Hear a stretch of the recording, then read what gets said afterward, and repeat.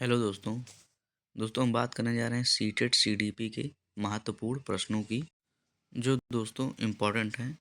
इसमें पहला क्वेश्चन है दोस्तों, स्थूल गत्यात्मक कौशल का उदाहरण है। स्थूल गत्यात्मक कौशल क्या होता है?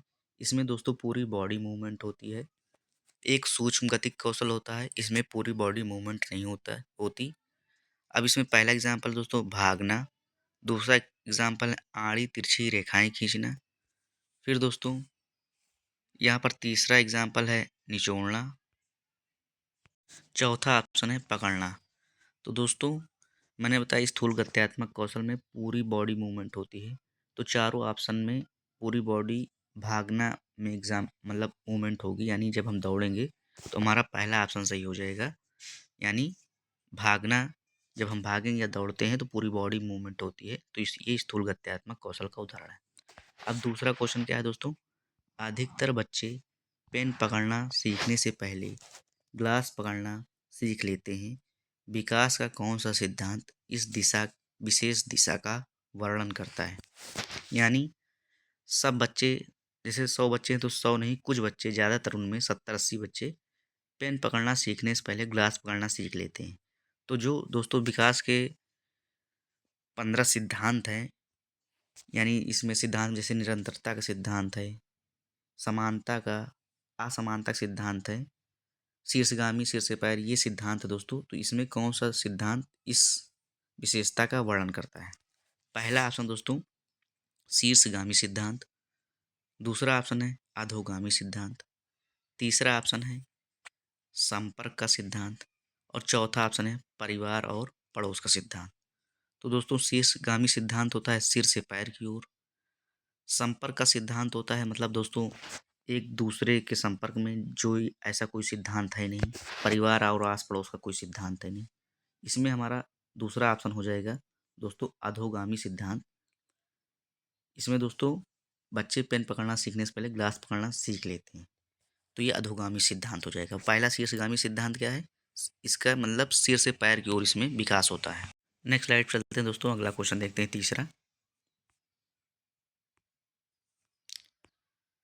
तीसरा क्वेश्चन है दोस्तों, बहुत छोटे बच्चों के लिए निम्न में से कौन सी संस्थाएं समाजीकरण की प्राथमिक संस्थाएं हैं? तो दोस्तों समाजीकरण की दो संस्थाएं, प्राथमिक और द्वितीयक। प्राथमिक संस्थाएं यहाँ पर पूछा जा रहा है। पहला ऑप्शन दोस्तों आस पड़ोस और मुद्रक संचार, दूसरा ऑप्शन है विद्यालय और कानून, तीसरा ऑप्शन है सामाजिक नीति और धर्म, और चौथा ऑप्शन है परिवार और आस पड़ोस। तो दोस्तों समाजीकरण की प्राथमिक संस्थाएं में परिवार और आस पड़ोस आते हैं, और समाजीकरण की द्वितीयक संस्थाओं में विद्यालय प्रमुख रूप से आता है, मीडिया है दोस्तों, ये आते हैं द्वितीयक समाजीकरण में। फिर दोस्तों अगला क्वेश्चन है, जीन पियाजे के संज्ञानात्मक विकास सिद्धांत के अनुसार बच्चे किस चरण में निगमनात्मक रूप से सोच सकते हैं? एक दोस्तों आगमनात्मक होता है, एक होता है निगमनात्मक। तो जीन पियाजे ने दोस्तों 4 अवस्थाएं बताई हैं। कितनी? 4। पहली अवस्था दोस्तों इंद्रिय जनित संवेदी गामक अवस्था, दूसरी अवस्था है दोस्तों पूर्व संक्रियात्मक अवस्था, तीसरी है दोस्तों मूर्त संक्रियात्मक अवस्था, चौथी है अमूर्त संक्रियात्मक अवस्था। इनके और कई अन्य नाम भी हैं दोस्तों, मतलब अन्य नाम से भी जाना जाता है। तो यहाँ पर किस चरण में निगमनात्मक रूप से सोच सकते हैं? निगमनात्मक क्या होता है, यानी निगमन विधि क्या होती है, ऐसे भी समझ सकते हैं दोस्तों निगमन क्या होता है। जैसे दोस्तों आगमन होता है तो उदाहरण से नियम की ओर होता है, और ये अभिसारी चिंतन में आता है। तो मैंने बताया दोस्तों कि आगमन विधि में अपसारी चिंतन आता है, अभिसारी, माफ कीजिएगा दोस्तों, अभिसारी चिंतन आता है, जो इनकी तीसरी अवस्था में यानी मूर्त संक्रियात्मक अवस्था को संबोधित करता है। और निगमनात्मक जो होता है दोस्तों ये अपसारी चिंतन के अंतर्गत आता है, जो इनकी चौथी अवस्था जीन पियाजे की बताता है, यानी अमूर्त औपचारिक संक्रियात्मक अवस्था। तो दोस्तों यहाँ पर हमारा ऑप्शन हो जाएगा, निगमन की बात हो रही तो चौथा ऑप्शन हो जाएगा औपचारिक संक्रियात्मक अवस्था।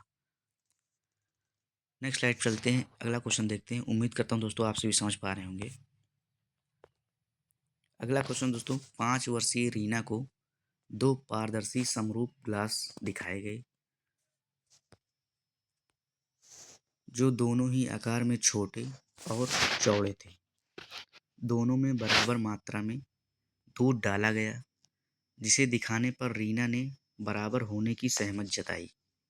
फिर एक गिलास के दूध को किसी अन्य गिलास में डाला गया, जो अपेक्षाकृत लंबा और संकीर्ण था। अब रीना का मानना था कि लंबे गिलास में छोटे गिलास की अपेक्षा दूध ज़्यादा है। जीन पियाजे सिद्धांत के अनुसार यह क्या दर्शाता है? मतलब दोस्तों, मैं ऐसे आपको दे रहा हूँ, क्वेश्चन क्या पूछ रहा है। पहले दो गिलास थे जो दोस्तों बराबर थे आकृति में, और इनकी लंबाई चौड़ाई सब बराबर थी। अब दोस्तों इनमें एक मतलब दूध भरा था पहले। अब उन्हीं दोनों गिलास के दूध को एक दूसरे गिलास, जो एक पतला लंबा था, एक थोड़ा चौड़ा था जिसकी लंबाई कम थी, में दूध पलट दिया गया, यानी भर दिया गया। अब रीना से पूछा गया किसमें दूध ज़्यादा है और किसमें कम। दोस्तों रीना ने बताया कि जो लंबा वाला गिलास था पतला, उसमें दूध ज़्यादा है, जबकि दोनों में की मात्रा, जो दूध की मात्रा है, बराबर थी जैसे पहले थी, क्योंकि एक चौड़ा था एक पतला लंबा था। तो यह जीन पियाजे के सिद्धांत के अनुसार क्या दर्शाता है? पहला ऑप्शन दोस्तों बी केंद्रीकरण में कठिनाई। दूसरा ऑप्शन है जीववादी सोच। यहाँ पर जीववादी होगा दोस्तों। जीववादी का मतलब निर्जीव चीज़ों को सजीव समझना, जो इनकी दूसरी अवस्था में है दोस्तों। तीसरा है दोस्तों लाक्षणिक प्रकार, और चौथा है काल्पनिक। चौथा ऑप्शन है काल्पनिक निगमनात्मक तर्क, यानी चौथी अवस्था। तो दोस्तों इसमें हो जाएगा बी केंद्रीकरण में कठिनाई। एक होता है केंद्रीकरण, एक होता है विकेंद्रीकरण। नहीं दोस्तों, वो बच्ची पहले वाली अवस्था में वापस नहीं आ पा रही, यानी विकेंद्रीकरण।